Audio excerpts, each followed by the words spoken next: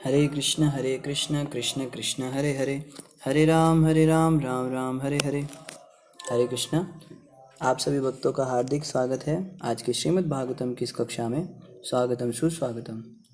और हम चर्चा कर रहे हैं श्रीमद् भागवत के तृतीय स्कंद के 9वें अध्याय पर। इस अध्याय का नाम है सृजन शक्ति के लिए ब्रह्मा द्वारा स्तुति। तो जल्दी से हम रिकैप करते हैं, हमने क्या पढ़ा था। हमने पढ़ा था कि ब्रह्मा जी भगवान विष्णु का बड़ा सुंदर दर्शन कर रहे हैं। सबसे पहले तो ब्रह्मा जी की उत्पत्ति हुई भगवान विष्णु के नाभि से। भगवान विष्णु की नाभि से सुंदर कमल नाल निकली, उसमें एक कमल का पुष्प हुआ, उस पुष्प के ऊपर ब्रह्मा जी की उत्पत्ति हुई। और ब्रह्मा जी शुरुआत में बड़े परेशान थे, बड़े हैरान थे, कहाँ से आया हूँ, क्या करना है। फिर उन्होंने तपस्या की भगवान की। जब भगवान की तपस्या करी तो उनको ज्ञान हो गया, हृदय में उनको भगवान दिख गए, भगवान विष्णु। जब हृदय में भगवान दिख गए तो आंखें खोली और कमल के नीचे देखा तो साक्षात भगवान विष्णु लेटे हुए हैं। बड़ा सुंदर उन्होंने डिस्क्रिप्शन दिया था पिछले अध्याय में। भगवान विष्णु ने ये पहना है, उन्होंने ये कर रखा है। और शेषनाग जी का भी वर्णन आया था कि शेषनाग जी के सिर पे सुंदर मुकुट लगे हुए हैं, मणियाँ हैं। तो इस प्रकार से अब ब्रह्मा जी जो हैं उनको पता लग गया मेरी उत्पत्ति किस लिए हुई है, मुझे सृजन करना है। और सृजन करने के लिए रिक्वायर्ड इंटेलिजेंस और रिक्वायर्ड जो भी उनको एनर्जीज़ हैं, जो भी चीज़ की आवश्यकता है, जो भी वस्तु की आवश्यकता है, उसके लिए ब्रह्मा जी प्रार्थना कर रहे हैं भगवान विष्णु से। तो ये जो अध्याय 9वां अध्याय है, इसमें हम पढ़ेंगे कि ब्रह्मा जी ने संसार को बनाने से पहले भगवान विष्णु से क्या प्रार्थना की थी, ताकि क्लियर हो जाए कि भैया ब्रह्मा जी सेपरेट नहीं है। देखो, जो भी देवी देवताओं के उपासक है ना, वो गलत नहीं है, देवी देवताओं की उपासना कर सकते हैं। मगर देवी देवताओं को भगवान विष्णु से बढ़कर समझना या भगवान विष्णु से अलग समझना, ये अपराध है, ये नाम अपराध है, दूसरा नाम अपराध। तो देवी देवता जो है ये भी भगवान विष्णु से कृपा लेते हैं, उसके बाद कार्य करते हैं। तो निश्चित रूप से ब्रह्मा जी सृष्टि करेंगे, इसमें कोई हम विरोध नहीं कर रहे हैं, लेकिन पहले भगवान विष्णु से प्रार्थना करके शक्ति लेंगे वो सृजन करने की। तो आइए इसी श्रृंखला में हम आज का श्लोक पढ़ते हैं। ये है श्रीमद् भागवत तृतीय स्कंद 9वां अध्याय, श्लोक संख्या 6। ब्रह्मा जी कह रहे हैं, हे प्रभु, संसार के लोग समस्त भौतिक चिंताओं से उद्विग्न रहते हैं, वे सदैव भयभीत रहते हैं। वे सदैव धन, शरीर तथा मित्रों की रक्षा करने का प्रयास करते हैं। वे शोक तथा अवैध इच्छाओं एवं साज सामग्री से पूरित रहते हैं तथा लोभवश मैं तथा मेरे की नश्वर धारणाओं पर अपने दुराग्रह को आधारित करते हैं। जब तक वे आपके सुरक्षित चरण कमलों की शरण ग्रहण नहीं करते, तब तक वे ऐसी चिंताओं से भरे रहते हैं। बहुत ही सुंदर श्लोक ब्रह्मा जी ने। देखो, ब्रह्मा जी ये नहीं कह रहे कि मैं ऐसा हूँ, मैं वैसा हूँ। ब्रह्मा जी सबकी बात कर रहे हैं। क्या कह रहे हैं? संसार के लोग। अब हम कहें भाई हम तो इस संसार में रहते नहीं है तो बात अलग है। जो भी इस संसार में है, आप कहो भाई मुसलमान है, ये तो ब्रह्मा जी को नहीं मानेगा, ब्रह्मा जी उसकी भी बात कर रहे हैं। आपको ये तो कुत्ता है, ये तो समझ ही नहीं सकता, ब्रह्मा जी उसकी बात भी कर रहे हैं। कोई चाहे किसी भी धर्म का, किसी भी मज़हब का, किसी को मानने वाला, किसी समुदाय का, किसी भी योनि का, या किसी जात का, किसी रंग का, कोई भी हो, सबके ऊपर ये नियम अप्लाई होते हैं। यही सनातन धर्म की सुंदरता है। सनातन धर्म जिस समय आया था एग्जिस्टेंस में, उस समय ये सब कुछ होता ही नहीं था। तो सनातन धर्म में जो भी बात होती है सबके लिए होती है ना। तो हर किसी के ऊपर ये चीज़ अप्लाई होगी जो ब्रह्मा जी कहने वाले हैं। तो कोई ये ना सोचे कि हमारे ऊपर है या उनके ऊपर नहीं है, सबके ऊपर अप्लाई होगी। क्या कह रहे हैं? संसार के समस्त भौतिक चिंताओं हैं, संसार के लोग समस्त भौतिक चिंताओं से उद्विग्न रहते हैं। मैं अपनी बात करता हूँ, मैं हमेशा परेशान रहता हूँ। कभी ये हो गया, कभी वो हो गया, कभी माँ कुछ कह देती है, कभी पत्नी कुछ कह देती है, कोई बेटा नहीं मानता बात, कभी कुछ हो जाता है, कभी बॉस गालियाँ देता है, कभी टीचर डांटती है, कभी कुछ ना कुछ लगा ही रहता है। भौतिक चिंताओं से हमेशा हम परेशान रहते हैं। वे सदैव भयभीत रहते हैं। देखो, डरपोक बने हुए ना, हमें डर लगता है, अरे कल क्या होगा, अरे परसों क्या होगा, अरे ऐसा हो जाएगा तो क्या होगा, वैसा हो जाएगा तो क्या होगा, ये नहीं करूँगा तो, दुनिया भर की चिंताएं हमें। वे सदैव धन, शरीर तथा मित्रों की रक्षा करने का प्रयास करते हैं। देखो कितना क्लियरली कह रहे हैं। इसका मतलब अगर हम ये कार्य कर रहे हैं तो ये नहीं सोचना चाहिए कि हम कुछ नया कर रहे हैं, ये हर व्यक्ति कर रहा है। धन की रक्षा करते हैं, मेरा पैसा कैसे इन्वेस्ट करूं, स्मार्ट इन्वेस्टमेंट, कैसे मैं अपने पैसे को बचा बचा कर यूज़ करूं।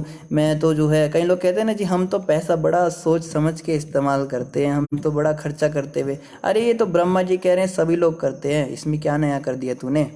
और क्या, शरीर की सुरक्षा करते हैं, हेल्थ इज़ वेल्थ, सब ध्यान रखते हैं ना भाई, शरीर को कोरोना वायरस ना हो जाए, शरीर को डेंगू ना हो जाए, शरीर को कोई धूप ना लग जाए, या शरीर को बारिश ना लग जाए, हवा ना लग जाए। दुनिया भर से हम शरीर की रक्षा करते हैं। और उसके बाद मित्रों की रक्षा करते हैं, जिनको हम अपना मित्र समझते हैं उनकी हम रक्षा करते हैं। भाई ये मेरे मित्र हैं, परिवार के लोग हो गए, मित्र हो गए, जिसको भी अपना मानते हैं, हम इन 3 वस्तुओं की रक्षा करते हैं। वे शोक तथा अवैध इच्छाओं एवं साज सामग्री से पूरित रहते हैं। शोक से हमेशा पूरे रहते हैं, कहने का मतलब ऐसा कोई समय नहीं आता जब हम कहें भैया अब मुझे किसी बात की कोई चिंता नहीं है, अब मैं एकदम टेंशन फ्री हूँ। कुछ ना कुछ टेंशन तो रहेगी ही 24 आवर। आप चाहे आउट हाउस में चले जाओ, आप चाहे किसी बड़ा सा अपना वो बना लो, किसी आइलैंड पे घर ले लो, कुछ ना कुछ तो टेंशन हमेशा लगी रहेगी। ये इस संसार को बनाने वाला व्यक्ति कह रहा है। ब्रह्मा जी अभी बनाएंगे ना सृष्टि, तो क्रिएटर ही कह रहा है भैया इस मोबाइल के अंदर यही होगा, यही रिंगटोन बजेगी, आप चेंज नहीं कर सकते इसको। तो इसी तरह से संसार को बनाने वाला कह रहा है भैया इस संसार के अंदर शोक तो लगा ही रहेगा, आप शोक से बाहर कभी नहीं आ सकते। ऑफ कोर्स आप शोक से बाहर आ सकते हो, अगर हम भगवान विष्णु के चरण कमलों का भजन करते हैं, नाम सिमरन करते हैं, तो शोक से बाहर भी आ सकते हैं संसार में रहते हुए, लेकिन आम जनता की बात हो रही है। एवं साज सामग्री से पूरित रहते हैं, दुनिया भर की सामग्री, ये गद्दा अच्छा लग रहा है, वो बिस्तर अच्छा लग रहा है, इस रंग का पर्दा अच्छा लग रहा है, अरे ये शोपीस हमारे घर में नहीं है, अरे ये घड़ी ले लेते हैं, अरे वो गाड़ी ले लेते हैं। साज सामग्री और बेफालतू की चीज़ें, हम देखें ना हमारे घर के अंदर 80% सामान ऐसा होता है जो केवल शोपीस होता है, उसके बिना हम जीवित रह सकते हैं, मरेंगे नहीं अगर वो हमारे पास नहीं होगा। वो बस हमने इसलिए ले रखा है कि हाँ भैया पड़ोसी के पास था या मेले में अच्छा लग गया। आधी से ज़्यादा चीज़ें तो टीवी पे पता है वो दिखाई जाती है जिनकी ज़रूरत ही नहीं है हमको, और बहुत पैसा हम उस पर खर्चा करते हैं। अभी जैसे हम घर पे रहते थे तो हमारी माता जी दिन भर टीवी पे एक वो चैनल आता था, पता नहीं होम शॉप 18 ऐसे करके कुछ चैनल था, उस पर दिन भर वो ऐड देते थे, कभी मिक्सी, कभी ग्राइंडर, कभी बर्तन, कभी कपड़े, कभी मोबाइल, दुनिया भर का सामान उस पर दिखाते थे, और टीवी पे ही वो सामान ऑर्डर करती रहती थी। सबका यही हाल है, कोई अमेज़ॉन पे शॉपिंग करता है, कोई किसी पे शॉपिंग। जो भी हम करते हैं ना ऑनलाइन या कहीं पे भी, मैक्सिमम हम सामान वो खरीदते हैं जो हमें वो लोग बेचना चाहते हैं, हम वो सामान नहीं खरीदते जो हमें चाहिए। अभी टेली ब्रांड के ऐड आते हैं, वो हवा से गुब्बारे जैसा वो सोफ़ा होता है, अरे भैया तेरे घर में इतना बड़ा पहले कुर्सियाँ चेयर सब कुछ है, तुझे वो हवा के गुब्बारे पे बैठने का क्या शौक। वही है ना, दिखाते हैं तो हमारे दिमाग में आता है इसके बिना मैं कैसे रह रहा हूँ, और पूरा दिखाएंगे देखो इस पर इतना मज़ा आ रहा है, इस पर ऐसा करते हैं। तो नाना प्रकार की जो साज सामग्री हमारे पास होती है वो बेकार की होती है, और ब्रह्मा जी यहाँ पे कह रहे हैं इससे हम लोग पूरित रहते हैं, बेफालतू के सामान से।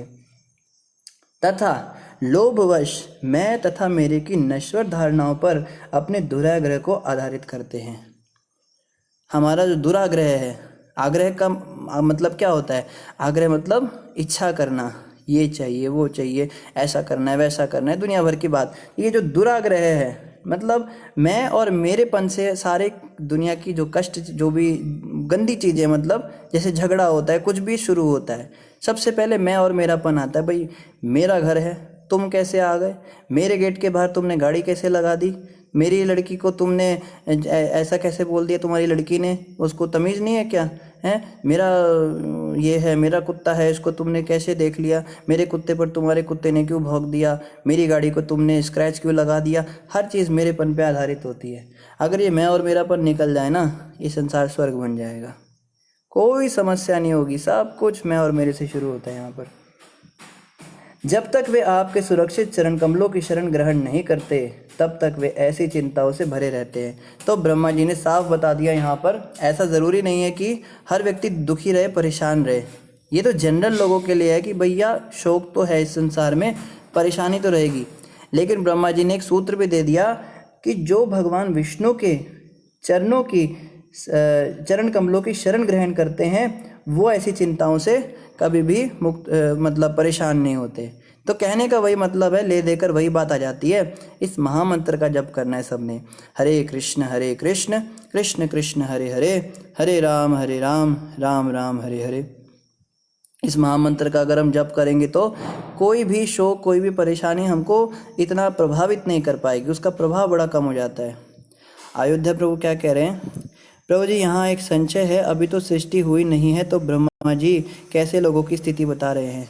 तो अयोध्या प्रभु, ये ऐसे होता है जैसे अभी गर्मी आई नहीं है, या अभी तो गर्मी का मौसम चल रहा है, बरसात चल रही है, अभी सर्दी नहीं आई है, लेकिन तो भी हमें पता होता है भाई स्वेटर निकाल लो, जर्सी खरीद लो, सर्दी आने वाली है, शॉल ले लो। अब कोई कहे सर्दी तो आई नहीं अभी तक, तो कैसे पता चला? तो यहाँ पे ये बात आती है कि इससे पहले भी सर्दी आई थी, और जिन लोगों ने वो देखी थी वो उसके द्वारा जो उनको एक्सपीरियंस हुआ, जो अनुभव हुआ, उसके आधार पर कहते हैं भैया इस बार भी ये होगा, तुम पहले से तैयारी करके रखो। तो ब्रह्मा जी पहली बार तो सृष्टि कर नहीं रहे हैं, या पहले ब्रह्मा नहीं है, ये ब्रह्मा जी जो हैं इनका भी बेशक जन्म हुआ है, लेकिन इससे पहले भी कई बार सृष्टियाँ हो चुकी हैं। और ये सारा का सारा दिव्य ज्ञान जो है ये स्वयं भगवान विष्णु के दर्शन के द्वारा स्वतः प्राप्त हो जाता है। जब भगवान ब्रह्मा जी ने विष्णु जी का हृदय में ध्यान किया था, उसी समय उनको ये सारा ज्ञान आ गया। तो इससे पहले भी सृष्टि हुई थी, उसमें ये सब हुआ था, उसके आधार पर ब्रह्मा जी जो हैं ये स्तुति कर पा रहे हैं। हम पहले भी देखते थे, जैसे ध्रुव महाराज थे, 5 साल का बालक ध्रुव महाराज भगवान विष्णु को प्रसन्न करने के लिए चला, और भगवान विष्णु प्रसन्न हो भी गए उनकी तपस्या से। अब जब भगवान विष्णु सामने खड़े हो गए, तो ये रूल है कि जब भी भगवान सामने आते हैं तो उनकी स्तुति करनी होती है, जैसे अभी ब्रह्मा जी कर रहे हैं। तो वो तो 5 साल का था, किसी गुरुकुल में तो गया नहीं था, उसको तो स्तुति करनी भी नहीं आती थी, शास्त्र पढ़ने नहीं थे, मगर कुछ बोलना चाह रहा है, कोशिश कर रहा है, पर बोल नहीं पा रहे, समझ नहीं आ रहा क्या बोलूं, कुछ सीखा ही नहीं। तब भगवान विष्णु ने क्या किया, बड़े प्रेम से अपना शंख जो है उनके गाल पे लगाया, टच किया, तुरंत उनको सारे वैदिक ज्ञान हो गया। तो बड़ी सुंदर उन्होंने स्तुति करी भगवान विष्णु की। तो विष्णु की कृपा से ही जो है ये स्तुति करने की शक्ति प्राप्त हुई ब्रह्मा जी को भी।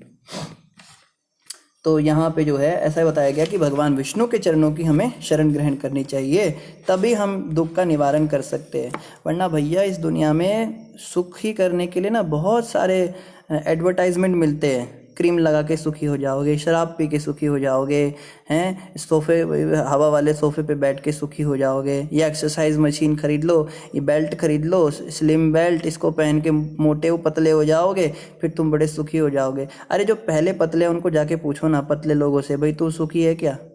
कहेगा नहीं नहीं, पतला तो हूँ लेकिन लंबा नहीं हूँ। लंबे लोगों के पास जाओ, पतले लंबे लोगों के, तू सुखी है? कहते नहीं पैसा नहीं है। पैसे वाले के पास जाओ, वो कहेगा हाँ मैं गोरा नहीं हूँ। गोरे के पास जाओ, हाँ मेरी जॉब नहीं है, मेरी माँ नहीं सुनती मेरा, कुछ ना कुछ सबको दुखी है भैया। ये केवल दिखावे हैं।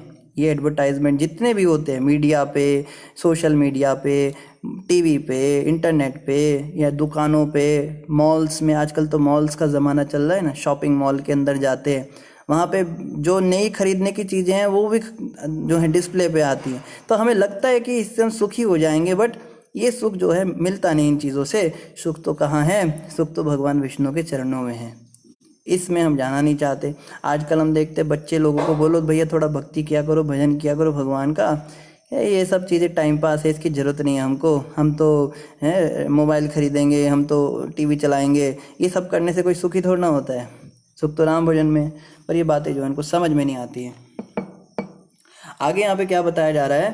हे प्रभु, वे व्यक्ति जो आपके दिव्य कार्यकलापों के विषय में सर्व मंगलकारी कीर्तन तथा श्रवण करने से वंचित हैं, निश्चित रूप से वे अभागे हैं और सद्बुद्धि से विहीन हैं।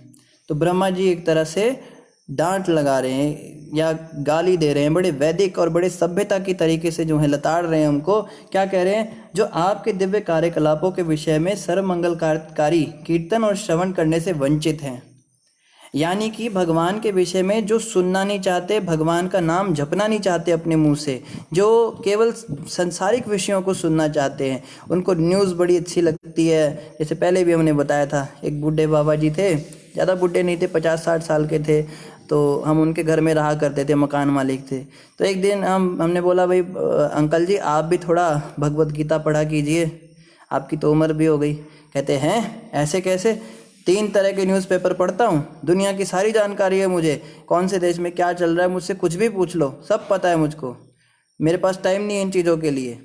तो कहने का मतलब क्या, उसको न्यूज़ में बड़ी अच्छी लग रही है, देश विदेश की सबकी जानकारी उसको है, ये नहीं पता उसके हृदय में कौन बैठा है, वो शरीर है या आत्मा है। तो इस प्रकार से हम देखते हैं लोगों की स्वाभाविक रुचि जो है भगवान के विषय में है नहीं, इसीलिए हमको क्या करना पड़ता है, प्रचार करना पड़ता है।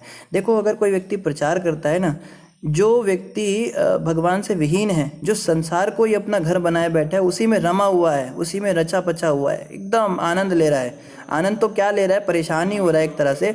ऐसे व्यक्ति को जाके अगर हम भगवान के विषय में बताते हैं और जैसे तैसे उसको भगवान विष्णु की कथा सुनने में रुचि दिला देते हैं, भगवान विष्णु का नाम जपने में रुचि दिला देते हैं, ये सबसे बड़ा कार्य है। भगवान कृष्ण गीता में कहते हैं, जो प्रचारक है वो मुझे सबसे अधिक प्रिय है, उससे अधिक प्रिय ना तो कोई हुआ है ना होगा। क्यों भैया इतने प्रिय क्यों है भगवान को, कोई पूछे। देखो ना, अब कोई व्यक्ति भगवान अपने पिता से, कोई जैसे बेटा है, कई बार ऐसा होता है हम देखते बच्चे जो है घर से भाग जाते हैं क्योंकि पिता पसंद नहीं था। पिता ने थोड़ा सा अंकुश लगा दिया बच्चे की भलाई के लिए, बेटा घर छोड़ के भाग गया। अब घर छोड़ के भागा तो बाहर अब शराब पीना, मांस खाना, गलत काम करना, गलत हरकतों में लग गया, चोरी करना, यही सब तो करते। रेलवे स्टेशन पे चला गया, भीख मांग रहा है या फिर चोरी कर रहा है, ये सब सीख रहा है। अब कोई एक अच्छा आदमी है, उसने उस बच्चे को पहचान लिया, भाई ये तो फलाने आदमी का बेटा है, इसका बाप तो इतना बड़ा करोड़पति है और ये यहाँ पे क्या काम कर रहा है। तो इस तरह से जब वो आदमी उस बच्चे को मिला तो उसने कहा, भैया तो यहाँ क्या कर रहा है, तेरा बाप वहाँ पे तेरे लिए इतना परेशान हो रहा है, कहाँ मेरा बच्चा चला गया, चल वापस घर चल।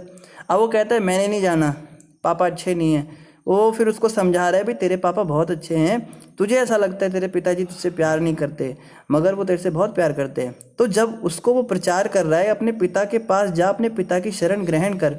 तो अगर मान लो वो बच्चा उसके कहने पर अपने पिता के पास जाने को राज़ी हो जाए तो पिता कितना खुश होगा, होगा नहीं होगा।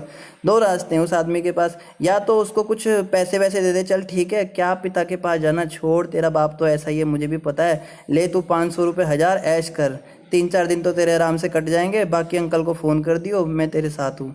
या तो ये तरीका है, या क्या करेगा, 2 थप्पड़ मारेगा उसको, चल अभी अपने पिता के पास, ज़्यादा तेरा दिमाग ख़राब हो रहा है, यहाँ पे क्या काम कर रहा है ये सब, तू करोड़पति बाप का बेटा होकर, सारी जायदाद तेरी है। अब उसको ज़बरदस्ती लेकर जाए घसीट कर। तो दोनों ही केसेस में क्या, पिता तो खुश तब होगा जब उसके बेटे से उसको मिलाओगे।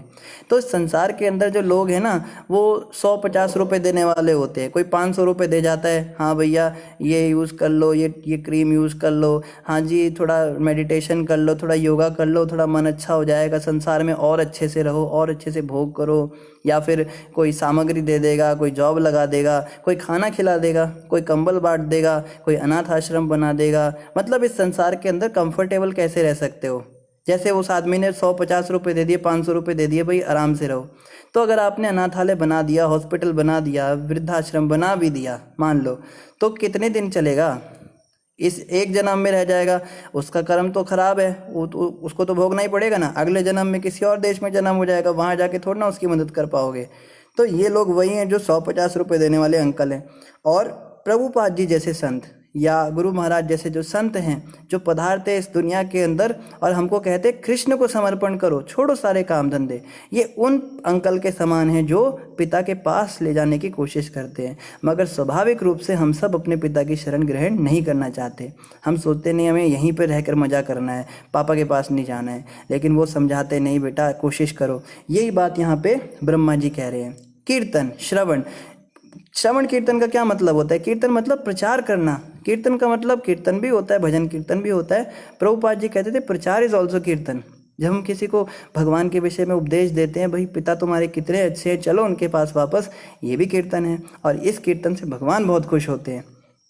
और श्रवण यानी भगवान के विषय में सुनना। जो लोग भगवान के विषय में सुनेंगे नहीं तो आगे बोलेंगे कैसे? फिर क्या होता है ना, देखो भारत में एक बड़ी बीमारी है, हमको, मेरे अंदर भी है ये। हम ना अपने आप को बड़ा ज्ञानी समझते हैं, हमें लगता है हमें बहुत शास्त्रों का ज्ञान है और मारते हैं ज्ञान अपना, ये वो सब ऐसा है, निराकार है, सब एक है, वो है, ये है, आत्मा परमात्मा सब बोल देते हैं मिक्स खिचड़ी बना के। जो थोड़ा बहुत इधर उधर से सुना है हर व्यक्ति, देखो भारत ऐसा देश है, यहाँ पे भगवान के विषय में तो रिक्शे वाला भी बोल देता है। मतलब जिसने कुछ नहीं पढ़ा, जिसको अपना नाम लिखना भी नहीं आता ना, वो भी कुछ ना कुछ बोल ही देगा। लेकिन सब उल्टा पुल्टा बोलते हैं। भगवान के विषय में ठीक ठीक जानकारी तो किसी को भी नहीं है। शास्त्र किसी ने पढ़े नहीं, गीता किसी ने पढ़ी नहीं, बोलेंगे हाँ जी गीता में लिखा है कर्म ही पूजा है। उसको पूछो भाई कहाँ लिखा है, जरा दिखा दे गीता। ये नहीं पता जी, पर पता है बस कर्म ही पूजा है, ले लेंगे बस, कुछ भी मारेंगे। प्रभुपाद जी कहते थे आप सबसे मेरी हाथ जोड़कर विनती है। प्रभुपाद जी ने एक अपने लेक्चर में कहा हिंदी में, भारत के अंदर।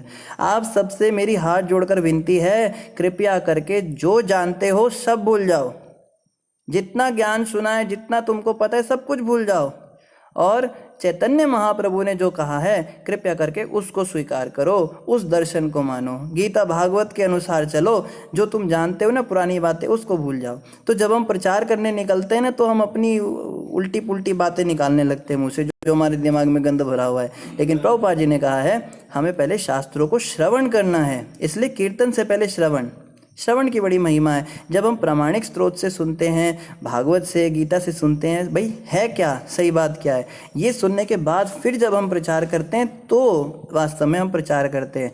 नहीं तो फिर यही बड़े दुनिया भर के कथावाचक घूम रहे हैं। आप जाइए, किसी की भागवत सप्ताह में 10 लाख रुपए का भागवत हो रहा है, कोई 7 लाख रुपए का भागवत हो रहा है, कोई 70 लाख का भी भागवत करता है। इनकी कथाओं में हज़ारों लोग जाते हैं, थोड़ा नाचते गाते हैं, मन बहला के वापस आ जाते हैं, जीवन में कोई प्रभाव नहीं।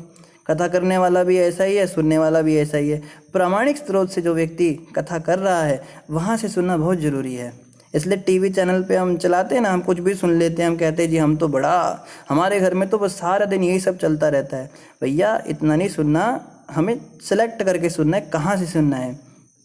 जैसे इस विषय में एक और बात भी भागवत में आती है कि दूध जो होता है, दूध पीने से शरीर एकदम अच्छा होता है। गाय का दूध हो तो कहना ही क्या, अमृत होता है, वो तो हमारे शरीर के लिए बहुत अच्छा होता है। लेकिन जिस दूध में सांप ने अपनी जीभ स्पर्श कर दी हो, वही दूध जानलेवा हो जाता है, फिर वो जहर बन जाता है, उसको पीते ही आदमी मर जाएगा। इसी तरह भगवान की कथा तो निश्चित रूप से काम, क्रोध, लोभ ये सब खत्म करने वाली होती है। इन कथाओं का श्रवण करने से हमारा हृदय निर्मल शुद्ध होता है। लेकिन यही कथाएं जब किसी विषयी व्यक्ति के द्वारा बोली जाती हैं, जिसके मन में इच्छा है, जो सकाम है, जो कथा कर रहा है किसी मोटिव से, ऐसे व्यक्ति से कथा सुनने से यही कथा, यही कृष्ण कथा हमारे हृदय के अंदर के विकारों को बढ़ा देती है।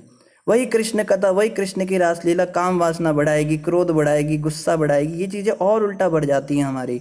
इसलिए हमें बहुत ध्यान रखना होता है, किसी से भी हमें जो है नहीं सुननी होती, हमें कथा प्रामाणिक स्रोत से सुननी चाहिए।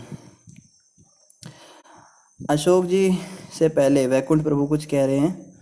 वैकुंठ प्रभु कह रहे हैं, मैं और मेरा, तू और तेरा है माया का घेरा, ये कांटा खटक रहा है। बिल्कुल सही, गुरु महाराज का बड़ा अच्छा भजन है ये। यही कांटा खटक रहा है, मैं और मेरे के चक्कर में सारा संसार जो है ये अटक रहा है, अपने माथों को पटक रहा है, जगत में लटक रहा है, गुरु महाराज कहते हैं ना। और अशोक जी क्या कह रहे हैं, गुरु जी अक्षय पुण्य के बारे में बताएं।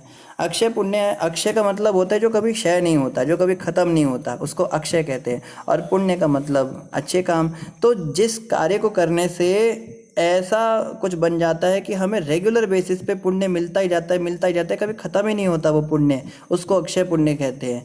ये अक्षय पुण्य जो होते हैं ये भी संसार से हमें बांधने वाले होते हैं। हमें तो ना पुण्य चाहिए ना पाप चाहिए, हमें तो बस भक्ति चाहिए भगवान की। आपको पता है पुण्य भी अच्छे नहीं होते। हमको लगता है ना कि पाप गंदे होते, पुण्य अच्छे होते, पर पुण्य जो होते हैं ना, अभी जैसे मैंने 2 लाख लोगों को खाना खिलाया पूरे जीवन में, मान लो, अब मुझे 2 लाख लोगों से खाना भी पड़ेगा, क्योंकि उनका कर्म बन गया, उन्होंने कर्म ले लिया।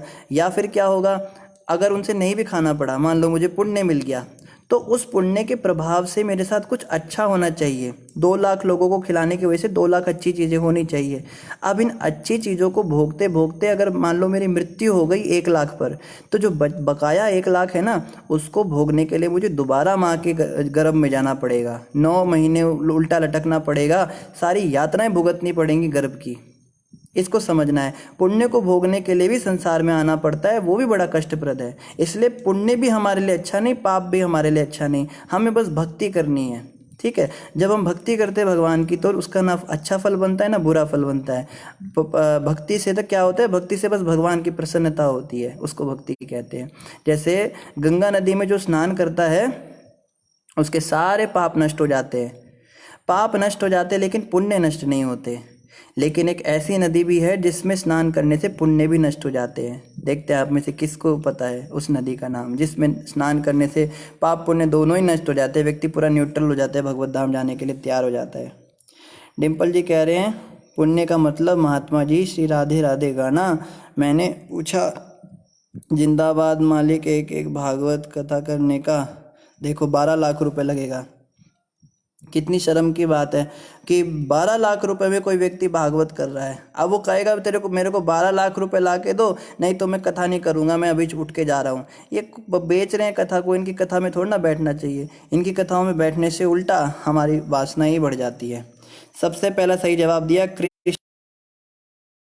यमुना नदी, जमुना नदी का जल ऐसा है, जमुना नदी में अगर कोई स्नान करता है तो उसके पाप पुण्य दोनों ही कट जाते हैं। तो हम इसी के साथ आगे बढ़ते हैं। आगे कहा जा रहा है, हे प्रभु, हाँ, तो जो लोग भगवान के श्रवण और कीर्तन से वंचित रह जाते हैं वे निश्चित रूप से अभागे हैं और सद्बुद्धि से विहीन हैं। They are duffers, they are idiots, they are mental. अगर इंग्लिश में इसका ट्रांसलेशन किया जाए यही मतलब बनता है। ब्रह्मा जी बिल्कुल कह रहे हैं जो भगवान विष्णु का श्रवण और कीर्तन नहीं करता वो पागल है। वे तनिक देर के लिए इंद्रिय तृप्ति का भोग करने हेतु अशुभ कार्यों में लग जाते हैं।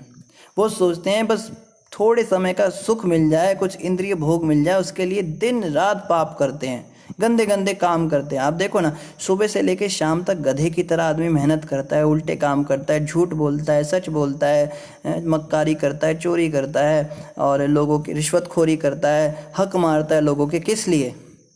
रात को पत्नी के पास जाकर उसके कदमों में सारे उसके चरणों में चढ़ाएगा उन नोटों की गड्डी को, पत्नी सुख देगी, कुछ खाना बना के खिलाएगी, अच्छी अच्छी बातें करेगी। पत्नी के सामने अगर पैसे नहीं रखेगा तो पत्नी लथाड़ेगी, तुम किसी काम के नहीं हो, तुम बस हरे रामा हरे कृष्णा करते रहते हो, अच्छा तुमने काम लिया है, परेशान कर दिया तुमने मुझे, बगल वाले को देखो, उसको देखो।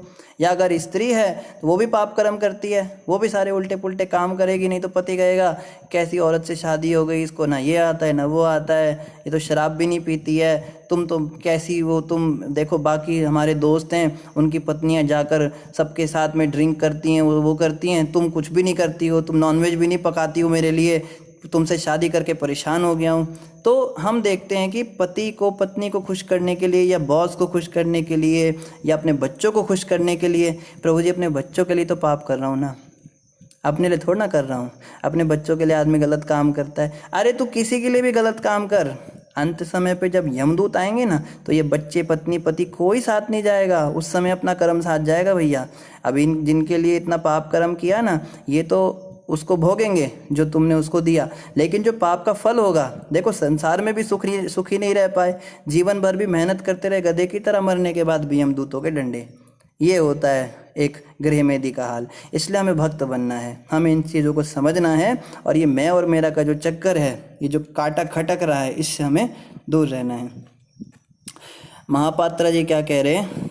गुरु जी मैंने सुना है अर्जुन जी का 12 नाम है, इतना नाम क्यों है जी, थोड़ा बताइए।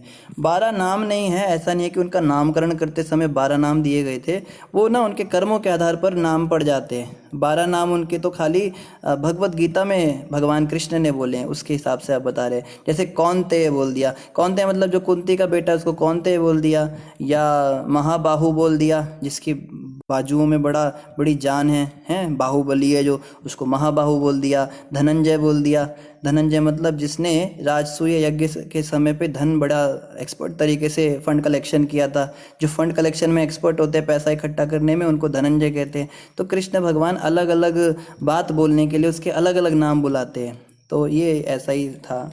आगे यहाँ पे बताया जा रहा है, तो अशुभ कार्यों में जो है लग जाते हैं ऐसे लोग।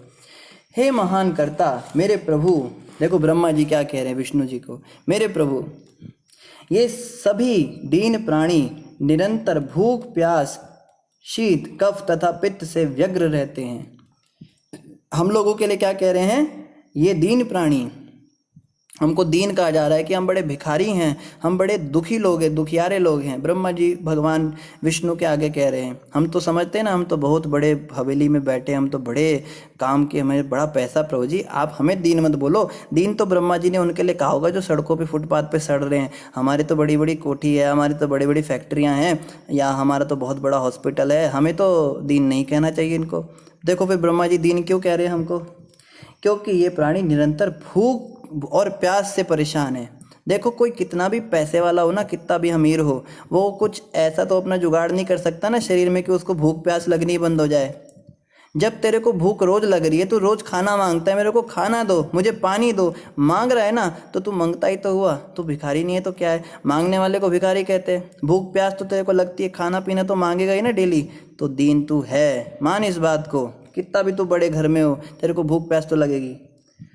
शीत, ठंड भी लगेगी, ठंड में तू कंबल मांगता है, कंबल दे दो, बीमार हो गया तो दवाई दे दो। कफ और पित्त, जब कफ जो है परेशान करता है, पित्त कभी पेट में एसिडिटी हो जाती है, बीमारियों से व्यग्र हैं, ये व्यग्र रहते हैं, हमेशा परेशान रहता है, ये सब परेशानी तो करता है ना। भूख प्यास कोई अच्छी चीज़ थोड़ना है। जब याद कीजिए वो दिन जब बहुत भूख लग रही थी और कुछ खाने को मिल नहीं रहा था, बहुत परेशान, या गर्मियों के बड़े दिन थे और पानी आसपास था नहीं और आप बाहर कहीं गए हुए थे और आप ढूंढ रहे थे पानी की एक बूंद मिल जाए, तो उस समय पे हमारी असलियत हमारे सामने आती है कि हाँ, हम दीन हैं, हम परेशान हैं। इन पर कफ युक्त शीत ऋतु, भीषण गर्मी, वर्षा तथा अन्य अनेक क्षुब्ध करने वाले तत्व आक्रमण करते रहते हैं। तो हमारे ऊपर आक्रमण तो हो रहा है, कभी तो बहुत ठंड हो जाती है, कभी बिल्कुल गर्मी हो जाती है, ये हम पे आक्रमण करते हैं। हालांकि हम कितने भी एसी लगा लें, कितने भी कूलर लगा लें, हम चाहें अपने घर में कितना भी कंबल और ये सब लगा लें, हीटर लगा लें, मगर तो भी हम परेशान हैं। देखो, कंबल ओढ़कर हमें लगता है हम रिलैक्स हैं, बट एक्चुअली में वो हमारी ओरिजिनल पोजीशन नहीं है। हम चाहते हैं हम ऐसे ही रह के रिलैक्स रहें, हमें खूब सारे कपड़े लगाने, सॉक्स पहनना, जुराब पहननी, ये जूते डालने, टोपियाँ डालनी, ये कितना कुछ पहनना पड़ता है सर्दियों में। इसका मतलब ये परेशानी की बात तो है ना, परेशान तो होना पड़ता है। ब्रह्मा जी कह रहे हैं इन पे आक्रमण तो होता रहता है प्रभु। आगे क्या कह रहे हैं? करते रहते हैं और ये प्रबल काम इच्छाओं तथा दुस्सह क्रोध से अभिभूत होते रहते हैं। देखो ब्रह्मा जी ने क्या बात बोल दी, ये तो कुछ भी नहीं है प्रभु, इसके भी ऊपर बताता हूँ ये लोग कैसे हैं हमारे लिए। देखो ब्रह्मा जी कितने सुंदर सुंदर शब्दों से हमें पुरस्कृत कर रहे हैं। ये लोग प्रबल काम इच्छाओं से परेशान हैं। प्रबल काम इच्छा, एक तो होती है काम इच्छा। काम इच्छा मतलब ये चाहिए, वो चाहिए, चांद चाहिए, सितारे चाहिए, ताजमहल चाहिए, सब कुछ इनको ला के दे दो, गहना चाहिए, साड़ी चाहिए, या आदमी है तो घड़ी चाहिए, सुंदर स्त्री चाहिए, मिल गई तो अभी घर चाहिए, अभी ये चाहिए, अभी वो चाहिए, दुनिया भर की चीज़ें चाहिए। खाना खाने बैठेगा, रोटी चाहिए, चावल चाहिए, मीठा चाहिए, हलवा चाहिए, कभी कचौड़ी चाहिए, कभी जलेबी चाहिए, दुनिया भर की, बस इसको देते जाओ देते जाओ, कभी इसका मन नहीं भरता। कुछ ना कुछ आप देखो ना, कोई ऐसा व्यक्ति है दुनिया में जो कहे मुझे कुछ नहीं चाहिए, बस बहुत हो गया, अब मुझे कुछ भी नहीं चाहिए? कोई भी नहीं कह सकता ऐसा। ये जो चाहिए चाहिए वाले होते हैं ना, इनके बारे में क्या कहा गया है? गोधन गजधन, भूमि धन और रतन धन खान, जब आए संतोष धन, सब धन धूरी समान। जब तक संतोष नहीं आता ना व्यक्ति को, तब तक कुछ ना कुछ, कोई गोधन लेगा, कोई गज धन लेगा, कोई इन्वेस्टमेंट पैसों में करता है, कोई बैंक में इन्वेस्टमेंट करता है, कोई लैंड में इन्वेस्टमेंट करता है, दुनिया भर के ये चाहिए वो चाहिए, संतोष किसी के अंदर है नहीं, ब्रह्मा जी कह रहे हैं। और क्या? प्रबल काम इच्छा, केवल चाहिए चाहिए नहीं, मुझे चाहिए तो चाहिए, नहीं मिलेगा तो मर जाऊंगा। अगर मुझे ये ला के नहीं दिया तूने तो तू मेरा सबसे बड़ा दुश्मन है। तो तू मेरे को ये ला के दे, जैसे माँ बाप कहते हैं ना बच्चे को, अगर तेरी ये जॉब नहीं लगी ना तो तू देखना फिर हमारा चेहरा। तेरे को इतने साल पढ़ाया लिखाया, उसके बाद तो एक एग्ज़ाम क्लियर नहीं कर पा रहा है, धब्बा कर दिया तूने हमारे नाम पे, बेशरम कहीं का, ऐसा बोलते हैं ना। या कई बार बच्चे भी छोटे माँ बाप को बोलते हैं, अगर मुझे मोबाइल फ़ोन नहीं दिलाया ना तो फिर तुम देखना तुम्हारी कोई बात मैंने नहीं माननी, चिल्लाएगा रोएगा। छोटे छोटे बच्चे, उसको चॉकलेट ना दिलाओ ना, दुकान पे हम जाते थे, देखते थे एक बच्चा ज़मीन पे लेटा हुआ है, रो रहा है, चिल्ला रहा है, बिल्कुल सांप की तरह हिलोरे ले रहा है ज़मीन के ऊपर। उसकी माँ देख रही क्या ड्रामा कर रहा है, फिर उसने खरीद के उसके हाथ में वो चॉकलेट पकड़ाई, फिर तो वो उठा। तो हमें प्रबल काम इच्छाएं हैं, चाहिए तो चाहिए। अच्छा, और दुस्सह क्रोध, इससे भी हम लोग अभिभूत होते रहते हैं। ब्रह्मा जी कहते हैं इनके क्रोध की तो प्रभु आप पूछे ही मत। विष्णु भगवान से कह रहे हैं ये लोग जब गुस्सा करते हैं ना तो बस आप तो पूछिए ही मत, इनका रौद्र रूप कैसे निकल जाता है। फिर तो जहाँ देखेंगे सब तहस नहस कर देंगे। कई लोगों को तो इतना गुस्सा आता है। एक बार क्या हुआ था, ये हमने सच में बात सुनी थी, ये सच्ची की घटना है हमारे किसी नोन की। टूर्नामेंट चल रहा था, क्रिकेट मैच चल रहा था, और मैच था इंडिया और पाकिस्तान का। आप सोचो इंडिया और पाकिस्तान का क्रिकेट मैच, कितना क्रेज़ होता है उसका। उसमें जो है इंडिया हार गई, पाकिस्तान जीत गई। उस लड़के को इतना गुस्सा आया, उसने टीवी का रिमोट फेंक कर टीवी पे ही मार दिया, वो टीवी टूट गया उसका। तो गुस्सा जब व्यक्ति को आता है तो वो देखता भी नहीं है वो क्या कर रहा है क्या नहीं कर रहा है। कई लोगों को इतना गुस्सा आता है, गुस्से में अपने दांत रगड़ते हैं, कोई अपना गुस्से में फ़ोन पटक देते हैं, कोई गुस्से में थप्पड़ मार देते हैं, अपने से बड़ों को गालियां दे देते हैं। बच्चे आजकल के बिल्कुल क्रोध पे नियंत्रण नहीं। हम तो पंजाब में रह रहे हैं, हमने देखा बाप रे, यहाँ के लोग गुस्सा करने में बड़े रजोगुणी स्वभाव के लोग होते हैं यहाँ के हैं। थोड़ी सी बात पे एकदम तू तड़ा, गाली गलौज, थप्पड़, जूते, क्या क्या नहीं करते हैं। तो इस प्रकार से हम देखते हैं ब्रह्मा जी कह रहे हैं विष्णु जी को, प्रभु ये लोग जो है ना सृष्टि के लोग इतने दीन हैं, समझते हैं अपने आप को बहुत बड़ा है, बड़ा महान समझते हैं, मैं तो बहुत मिस्टर वाइट हूँ। पर इनकी असलियत ये है, एक तो प्रबल काम इच्छाएं और उस पर दुस्सह क्रोध, इससे अभिभूत होते रहते हैं। मुझे इन पर दया आती है। देखो ब्रह्मा जी कह रहे हैं मुझे इन पर दया आती है, और हम अपने बारे में कितनी बड़ी बड़ी बातें सोच के बैठे हैं, हम बड़े महान हैं। ब्रह्मा जी भी सोचते होंगे भाई इसको मैंने बनाया है, मेरा सौभाग्य है, ब्रह्मा जी ने हमको बनाकर बहुत, हमने बड़ा एहसान कर दिया ब्रह्मा जी पे पैदा होकर। और ब्रह्मा जी कहते हैं इन सब पे मुझे दया आ रही है और मैं इनके लिए अत्यंत संतप्त हूँ। और ब्रह्मा जी कह रहे हैं मेरे बच्चे हैं ना जैसे भी हैं, मैं ही इनको बनाऊंगा, तो मैं बड़ा परेशान हूँ इनके लिए, इनका कुछ तो इलाज कीजिए। हे प्रभु, आत्मा के लिए भौतिक दुखों का कोई वास्तविक अस्तित्व नहीं होता। तो ब्रह्मा जी कह रहे हैं, अब विष्णु जी सोचेंगे भाई ब्रह्मा जी तो भौतिक प्रॉब्लम्स लेकर बैठ गए, गुस्सा आता है, काम इच्छाएं हैं, सर्दी लगती है, भूख प्यास लगती है, ये तो शारीरिक बातें हैं, आत्मा के ऊपर थोड़ा ना प्रभाव पड़ता है। आत्मा को कभी क्रोध आता नहीं, आत्मा को कभी भूख लगती नहीं, आत्मा को कभी ठंड नहीं लगती। तो भगवान विष्णु सोचेंगे ना, लगता है ब्रह्मा जी मोहित हो गए इनको देखकर, इनकी शारीरिक क्रियाकलाप को। तो ब्रह्मा जी कह रहे विष्णु भगवान मुझे सारा फिलॉसफी भी पता है, आप ये मत सोचो, शास्त्रों का ज्ञान मुझे है कि आत्मा के लिए भौतिक दुखों का कोई वास्तविक अस्तित्व नहीं है, ये सही बात है।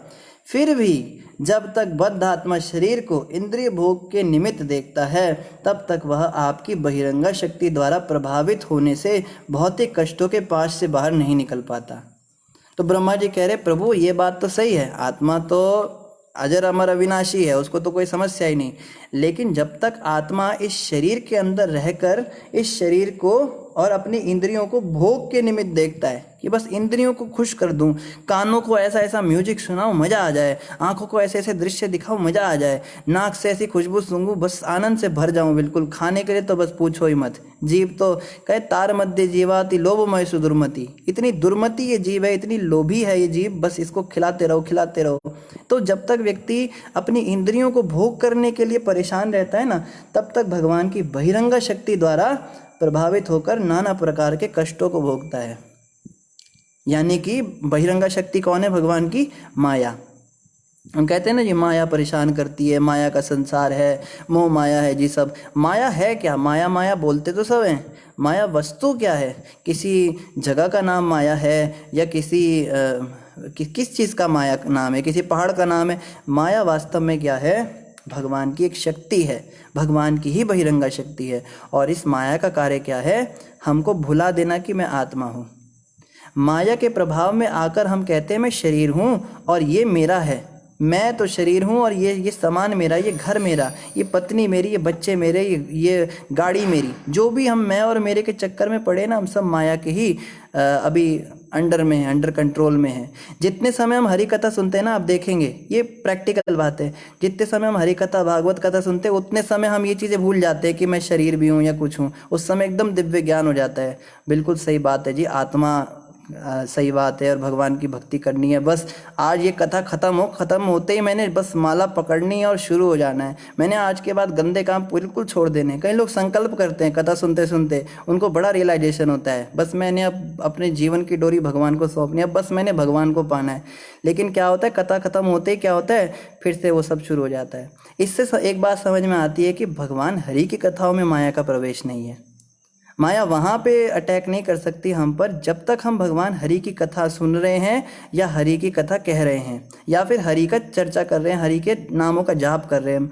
जितने समय हम कीर्तन में होते, श्रवण में व्यस्त होते हैं ना, उतने समय माया हम पे प्रभावित नहीं कर पाती हमको। इतना हमको समझ में आता है। इसीलिए शास्त्र बार बार कहते हैं श्रवण और कीर्तन कीजिए, इसका समय बढ़ाइए। जितना ज़्यादा हम भगवान के साथ हैं उतना ज़्यादा हम माया से दूर हैं, सीधा सा फॉर्मूला। जितने समय हम छतरी के नीचे हैं उतने समय हम बारिश से बचे हुए हैं। जैसे ही छतरी हटाएंगे हैं, श्रील प्रभुपाद की जय, ग्रंथराज श्रीमद् भागवत महापुराण की जय, जैसे ये होगा तुरंत क्या हो जाएगा, माया का एकदम से जोर की बौछार पड़ेगी और छाता बंद, माया का शुरू। तो ये चीज़ हमको समझनी है। एक्चुअली 4 जगहें ऐसी होती है जहाँ पे माया का प्रवेश नहीं होता। इन चारों जगहों पे व्यक्ति को पूरा दिव्य ज्ञान हो जाता है, लेकिन चारों जगहों में एक दोष है कि इन चारों से बाहर निकलते ही माया तुरंत दोबारा पकड़ लेती है। पहला तो हमने चर्चा किया हरि कथा में, जब हम हरि का कथा सुनते हैं ऐसी जगहों पे माया जो है दूर रहती है ऐसी जगहों से। दूसरा शमशान घाट में ऐसा होता है, जब शमशान घाट में किसी को जलता हुआ देखते हैं, मरते हुए देखते हैं, तो हमारे को उस समय पे पूरा ज्ञान हो जाता है, भैया देखो ये भी जल गए, हमने भी एक दिन जल जाना है, कुछ साथ नहीं लाए थे, क्या होगा। तो माया का वहाँ भी प्रवेश नहीं होता।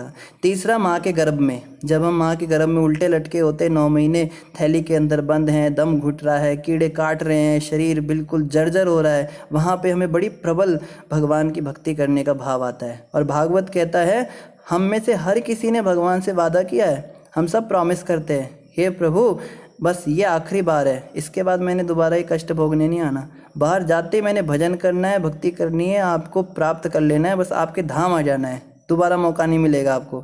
भगवान कहते हर बार तो यही बोलता है, फिर से भूल जाएगा मुझे। कहते नहीं प्रभु इस बार तो बिल्कुल नहीं भूलूंगा। भगवान कहते ठीक है तेरे को बाहर निकाल देता हूँ मैं। तो भगवान हमको बाहर निकाल देते हैं, फिर क्या होता है, जन्म होई लो पोड़ी माया जाले। एक भक्ति विनोद ठाकुर महाराज का बड़ा सुंदर भजन है, इस पे चर्चा करने का मन करता है पर फिर भागवत हमारा रह जाएगा। तो यही है भजन का मतलब सार कि अलग अलग जो है कष्ट जब हम भोगते हैं माँ के गर्भ में, उस समय पे भी हमको माया का याद नहीं आता। और चौथी जगह जो है वो है जब हमें बड़ी जानलेवा बीमारी हो जाती है, लाइलाज बीमारी, जैसे किसी को पता लगे अचानक से कि वो कोरोना पॉजिटिव हो गया, तुरंत भगवान का ध्यान, आत्मा परमात्मा सब दिमाग में शुरू हो जाता है, अरे प्रभु बचा लो, बस एक मौका दे दो मुझे भक्ति करने का, बहुत समय बर्बाद कर दिया, अब लगता है समय बचा नहीं, थोड़ा समय दे दो, मैं पक्का भजन करूँगा, ये करूँगा वो करूँगा, दुनिया भर के वादे करता है। तो लेकिन जैसे ही उससे बाहर निकलता है इन चारों से, तुरंत माया फिर से पकड़ लेती है। और आगे क्या कहा जा रहा है यहाँ पे, ऐसे अभक्तगण, देखो जिनकी बात कर रहे थे ना ब्रह्मा जी, सब अभक्त लोगों की बात कर रहे थे। जो भगवान के भक्त होते हैं उन पर ये सब नियम लागू नहीं होते, क्योंकि वो अपने आप को आत्मा करके देखते हैं। लेकिन जो भौतिक शरीर में रहकर इंद्रिय भोग की इच्छाएं करते हैं, उनको बहिरंगा शक्ति माया परेशान करती है। उनके लिए ब्रह्मा जी क्या कह रहे हैं, ऐसे अभक्त लोग अपनी इंद्रियों को अत्यंत कष्टप्रद तथा विस्तृत कार्य में लगाते हैं और रात में उनिद्र रोग से पीड़ित रहते हैं। अब देखो ये ब्रह्मा जी को पहले से ही पता था कि रात को जागने की बीमारी लोगों को लग जाएगी। आजकल यही हो रहा है, कोई 1 बजे सो रहा है, कोई 2 बजे सो रहा है, किसी को नींद ही नहीं आ रही है, कोई 4-4 बजे तक जागा हुआ है, कुछ है नहीं करने को तो मोबाइल चला रहा है, बातें कर रहा है, किसी से चैटिंग कर रहा है। ये सारी चीज़ें ब्रह्मा जी पहले ही बता रहे हैं। ऐसा क्यों होता है? कोई कहे भैया प्रभु जी मुझे ना रात को नींद नहीं आती टाइम से, मैं बहुत कोशिश करता हूँ सोने की। कई लोग प्राय हमसे ऐसा बोलते हैं। देखो ब्रह्मा जी बता रहे हैं क्यों रात को नींद नहीं आती, क्योंकि अपनी इंद्रियों को अत्यंत कष्टप्रद तथा विस्तृत कार्य में लगाने के कारण उसको रात में वो उनिद्र रोग से पीड़ित हो जाता है। जब हम अपनी सेंसेस को, अपनी इंद्रियों को बड़े कष्टप्रद कार्यों में लगाते हैं, बहुत ज़्यादा नाइट शिफ्ट, डे शिफ्ट कर रहे हैं, या जैसे आर्मी की नौकरी होती है उसमें बड़ा फिजिकल लेबर कराते हैं, या कोई मजदूर वर्ग का होता है, चलो मजदूर का तो इतना काम नहीं होता, बीच बीच में उसको राहत मिलती है। कोई ऑफिस में बैठा है, कोई सोचे भाई फिजिकली मैं इतना मेहनत नहीं करता, मैं तो एसी में बैठा रहता हूँ, मेंटली प्रेशर में है वो, मेंटल प्रेशर बहुत ज़्यादा होता है, कई बार फिजिकल प्रेशर से भी ज़्यादा होता है। आदमी बैठे बैठे ऑफिस के अंदर इतना टेंडर पास करने, प्रोजेक्ट्स बनाने, फाइल सबमिट करनी है, या कोई डॉक्टर है तो इतने पेशेंट्स देखने हैं, अब वो आ गया, उसका ये हो गया, उसका वो हो गया, कई बार रात को 11-12 भी बज जाते हैं क्लिनिक में। तो ऐसी स्थिति में क्या होता है, जब बहुत कष्टप्रद कार्य हम अपनी इंद्रियों से करते हैं, ऑफ कोर्स ये भक्ति की बात नहीं हो रही, जो भक्ति में ऐसा करेगा उसका तो उत्थान ही होगा। जैसे एकादशी की रात को जागरण करने में भी मेहनत होती है, या निर्जला एकादशी करने में मेहनत होती है, या फिर 4 नियम का पालन करने में कितनी मेहनत होती है, सुबह 4 बजे डेली मंगल आरती उठने में कितनी मेहनत होती है, मगर उसमें नहीं होता ये केवल इसकी बात हो रही है जब हम इंद्रियों की तुष्टि के लिए, इंद्रिय तृप्ति के लिए जब बहुत कष्टप्रद कार्य करते हैं, विस्तृत कार्य करते हैं, तो हमें ये रोग लग जाता है। क्योंकि उनकी बुद्धि विविध मानसिक चिंताओं के कारण उनकी नींद को लगातार भंग करती रहती है। तो ये क्यों होता है, नींद क्यों नहीं आती रात को, क्यों ये गोलियां खा के सोना पड़ता है या बीमारियां लग जाती है? ब्रह्मा जी कह रहे हैं उनकी बुद्धि विविध मानसिक चिंताओं के कारण उनकी नींद को लगातार भंग करती रहती है। बुद्धि मतलब ब्रेन डिपार्टमेंट जो सोचता रहता है। देखो रात को नींद नहीं आती ना तो दिमाग सोचता रहता है, ये कैसे होगा, वो कैसे होगा, ये कैसे। अभी जैसे कभी कोई बहुत बड़ी टेंशन वाली बात आ जाती है, हैं घर जो है बिकने वाला है, मेरे जेवर चले गए, घर में चोरी हो गई, कोई मर गया, इन चीज़ों के बारे में ना बार बार सोचता रहता है व्यक्ति। कैसे करेंगे, क्या करेंगे, ये करेंगे, वो करेंगे। तो जो नाना प्रकार की चिंताएं व्यक्ति करता है ना, इसकी वजह से क्या होता है, उसकी नींद डिस्टर्ब होती रहती है बार बार। वे अति मानवीय शक्ति द्वारा अपनी विविध योजनाओं में हताश कर दिए जाते हैं। और अति मानवीय शक्ति द्वारा विविध योजनाओं में हताश कर दिए जाते हैं। अति मानव मतलब सुपर नेचुरल है, सुपर ह्यूमन जो पावर्स होती हैं, जो कि ऊपर की शक्तियाँ होती है, उनके द्वारा क्या होता है, वो अपनी योजनाओं में हताश कर दिया जाता है, डीमोरलाइज कर दिया जाता है। आदमी आज का आदमी ना संकल्प नहीं कर सकता। आज किसी को बोलो तू संकल्प कर, तू रोज 4 बजे उठेगा, सोचने से पहले ही वो हार मान जाएगा, नहीं मेरे से नहीं होगा। संकल्प शक्ति कुछ रही ही नहीं। उनको बोलो चाय कॉफ़ी छोड़ दो, प्याज छोड़ दो, प्याज लहसुन छोड़ने में 1 साल लगा देते हैं, 2 साल लगा देते हैं। या कोई भी कार्य बोलो, उनको बोलो भैया तेरे को फर्स्ट आने बेटा तेरे को क्लास में, पहले कह देगा पापा मुझसे नहीं होने वाला। संकल्प शक्ति खत्म हो चुकी है लोगों की। क्यों खत्म हो गई? ये अतिमानवीय शक्तियों के द्वारा होता है। यहाँ तक कि बड़े बड़े ऋषि मुनि यदि आपकी दिव्य कथाओं से विमुख रहते हैं तो वे भी इस भौतिक जगत की ही चक्कर लगाते रहते हैं। तो ऐसा नहीं सोचना कोई बहुत बड़ा ऋषि मुनि बन गया, बहुत बड़ा पोइट बन गया, बहुत बड़ा साइंटिस्ट बन गया। ऋषि मुनि मतलब आजकल के साइंटिस्ट जो होते हैं, एथीस्ट होते हैं, ये लोग जो हैं, ये भी अगर भगवान के विषय में नहीं सुनते तो ये भी संसार के चक्कर लगाएंगे। इससे समझ में आता है कि साइंटिस्ट होना बुरा नहीं है, डॉक्टर होना बुरा नहीं है, या केमिस्ट होना बुरा नहीं है, टीचर होना बुरा नहीं है, प्रिंसिपल होना बुरा नहीं है, बिजनेसमैन होना बुरा नहीं है। बुरा तो बस ये है कि अगर हम भक्त नहीं हैं और ये सब है तो बुरा है। लेकिन अगर ये सब काम करते हुए हम भक्ति भी कर रहे हैं, हम भक्त भी हैं, भगवान का नाम जप भी कर रहे हैं, उनका भी ध्यान कर रहे हैं, उनमें मान रहे हैं, भगवान में, भागवत गीता इन चीज़ों में मान रहे हैं और महामंत्र का जप कर रहे हैं, तो ठीक है, उसमें समस्या नहीं। जैसे चैतन्य महाप्रभु के लीला में एक मुकुंद दत्त थे, वो पेशे से डॉक्टर थे, वैद्य, राजवैद्य थे, वो तो राजा के वैद्य थे। क्या मतलब उसका कोई जैसे बहुत मतलब नेशनल डॉक्टर जिसको घोषित कर दिया जाए, हाँ भाई सब इससे सलाह लेना आप लोग, कुछ भी करने से पहले डेली उसका टीवी पे प्रोग्राम आए, ऐसे थे मुकुंद दत्त जी। तो प्रोफेशन आप कुछ भी चूज़ कर सकते हो, ज़रूरी नहीं सबके सब सन्यासी ब्रह्मचारी बन के घूमेंगे, लेकिन भक्ति करनी है भैया, भक्ति से कोई कॉम्प्रोमाइज़ नहीं। कोई कहे भाई हमारे जॉब ऐसी है प्रभु जी, इतने घंटे जॉब में देने पड़ते हैं, हमें भक्ति करने का टाइम नहीं मिलता, तो ऐसी जॉब को लात मार के भगा देना चाहिए। बिल्कुल क्लियर होना चाहिए, मनुष्य जीवन मिला ही भक्ति के लिए है, जॉब करके भगवान नहीं मिलने वाले, भगवान तो भक्ति से मिलेंगे। तो जॉब कोई ऐसी ले लो जो जिससे मिनिमम बेसिक नीड्स पूरी हो जाएं, जीवन बस चलता रहे, मरे ना, भूखे ना मरे, मैं भी भूखा ना रहूं, साधु ना भूखा जाए, इतना हो जाए बस, और भक्ति में समय देना ज़्यादा से ज़्यादा, ये हमें प्रयास करना चाहिए। आगे क्या कह रहे हैं? कविता माता कह रही मुझे भी रात को नींद नहीं आती प्रभु जी। हाँ माता जी, यही समस्या है। हमने एक्चुअली ये आजकल का ना ज़माना ही ऐसा है, जॉब और बहुत ज़्यादा प्रेशर होता है शरीर पे या मन पे, बड़ा स्ट्रेस होता है हमारे, इस वजह से हमें नींद नहीं आती। नींद उसको आती है जो टेंशन फ्री होता है। हमको ना कुछ टेंशन है, इसका मतलब हमें इस पे काम करना चाहिए, कहाँ पे हमको समस्या आ रही है। हाँ जी, मैं तो कुछ ऐसा कुछ नहीं सोचती प्रभु जी, कविता माता कह रही है। क्या नहीं सोचती माता आप? तो वैकुंठ प्रभु की फरमाइश आई है, 1-2 लाइन सुनानी है, उसी भजन की सुनानी है प्रभु जी। मैं और मेरा, तू और तेरा, है माया का घेरा, ये कांटा खटक रहा है, ये कांटा खटक रहा है। भजले प्राणी रे अज्ञानी, 2 दिन की जिंदगानी, वृथा क्यों भटक रहा है, वृथा क्यों भटक रहा है। भूला फिरे क्यों बंदे, धन दौलत की उमंग में, माता पिता और बंधु कोई चले ना तेरे संग में। सुत और दारा वैभव सारा, कुछ भी नहीं है तुम्हारा, यहीं फिर पटक रहा है, यही सिर पटक रहा है। भजले प्राणी रे अज्ञानी, 2 दिन की जिंदगानी, वृथा क्यों भटक रहा है, वृथा क्यों भटक रहा है। ठीक है जी वैकुंठ जी, हरे कृष्णा, धन्यवाद, श्रील प्रभुपाद की जय। अच्छा एक और आप सबसे रिक्वेस्ट है, आप सभी भक्त कृपया करके हमारे लिए प्रार्थना करते रहा कीजिए। आपकी प्रार्थनाएं थोड़ी कम हो जाती है तो हमारे स्वास्थ्य खराब हो जाता है, कल भी क्लास नहीं हो पाई, तो आप सभी प्रार्थना करते रहेंगे तो अवश्य हम आपकी सेवा में लगातार लगे रहेंगे।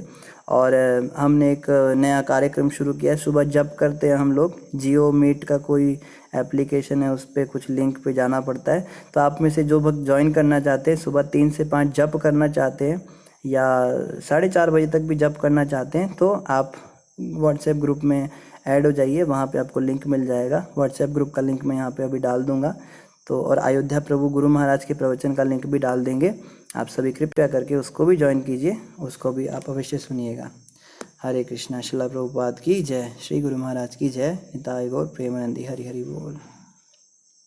अच्छा एक प्रश्न का उत्तर रह गया था, एक प्रश्न हमने ग्रुप के मेंबर्स से पूछा था, तो उसका सही जवाब क्षीरोदक श्री विष्णु है, जो कविता माता ने दिया था, और उनसे पहले भी शायद किसी ने दिया था, क्षीरोदक श्री विष्णु का वो फोटो था जो आपने देखा था।